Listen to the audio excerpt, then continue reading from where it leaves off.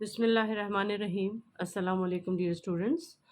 आज हम first year chemistry के चैप्टर 2 के न्यूमेरिकल्स सॉल्व करने जा रहे हैं और आज जो क्वेश्चन सबसे पहले हम सॉल्व करेंगे that is question number 7 from the exercise and the question is 1.4 dm cube volume of a gas at a temperature 27 degrees Celsius and 900 torr pressure was found to have mass 2.273 grams. Calculate the molecular mass of the gas. तो सबसे पहले question को देखते हुए हम इसका data बनाएंगे। तो इसका डेटा कुछ इस तरह से होगा कि 1.40 dm क्यूब यानी volume is equal to 1.40 dm cube and temperature, absolute temperature denoted by capital T, is 27 degrees Celsius and pressure is equal to 900 torr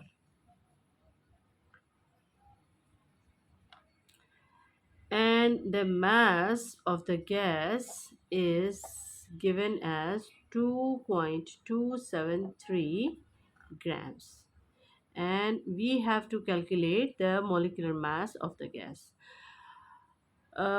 From above numerical and by seeing the data, we have to decide which equation should be applied in this data.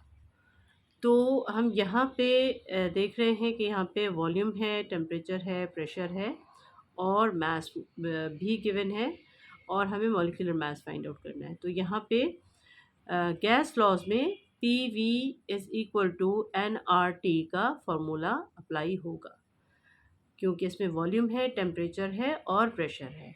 तो यहाँ पे पहले हमने ये decide करना है कि कौन सा फार्मूला अप्लाई हो रहा है। तो यहाँ पे P V is equal to n R T formula यहाँ पे अप्लाई होगा और जब P V is equal to n R T होता है तो हमें कुछ कुछ कन्वर्जन्स करनी होती हैं, जैसे कि टॉर है that needs to be converted into atmosphere. तो इसको एटमॉस्फेयर में कन्वर्ट करने के लिए 760 से डिवाइड करेंगे और टेम्परेचर में इसको एब्सोलूट में करने के लिए 273 ऐड कर देंगे। तो इस तरह से हम इसको मज़ीद कैलकुलेट कर सकते हैं। तो इसको हम कैलकुलेट कर लेते हैं कि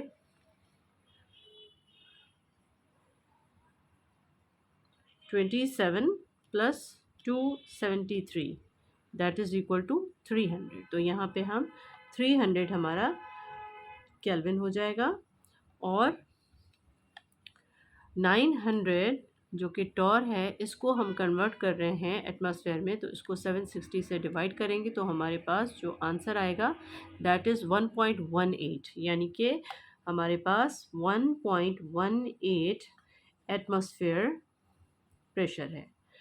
तो यहाँ पे अब आ जाते हैं इसके इक्वेशन पे। इक्वेशन में मज़ीद इसमें गुंजाइश है इसको डिटेल देने की कि यहाँ पे n जो कि मोल्स है, mole is equal to mass upon molecular mass and this is multiply by r and multiply by t। तो यहाँ पे हमें जो पूछा गया है that is molecular mass. Molecular mass को फाइंड आउट करने के लिए इसकी वैल्यू को हमें सेपरेट करना पड़ेगा बाकी तमाम वेरिएबल्स और कांस्टेंट से। तो मॉलिक्यूलर मास यहाँ पे आ जाएगा यानी कि हमें ये फाइंड आउट करना है मॉलिक्यूलर मास और यहाँ पे मास अपनी जगह पे मौजूद है और R अपनी जगह पे और T अपनी जगह पे और यहाँ पे P और V ये डिवाइड होके यहाँ चला जाएगा यानी कि ये यहाँ जाके डिवाइड हो जाएगा।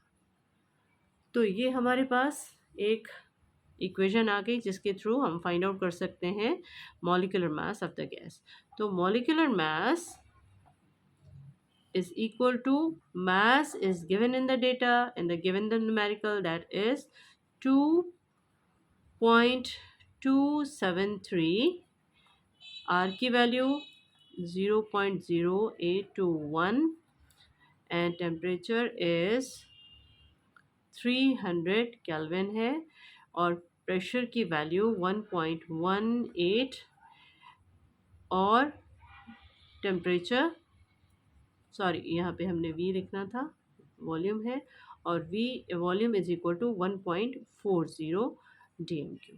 अब इसको हम कैलकुलेट कर लेते हैं कि इसका हमारे पास आंसर क्या आ रहा है कि 2.273 multiply 0.0821 multiply 300 is equal to 55.98 और इसको डिवाइड करेंगे 1.18 से, तो ये हमारे पास ये आ जाएगा। उसके बाद मज़ीद इसको डिवाइड करेंगे 1.40 से, तो हमारे पास जो आंसर आया molecular mass of the gas is equal to 33.88। इसका यूनिट एटॉमिक मास यूनिट होता है, तो हमने वो इस तरह से लिख दिया और हमारे पास इसका आंसर आ गया।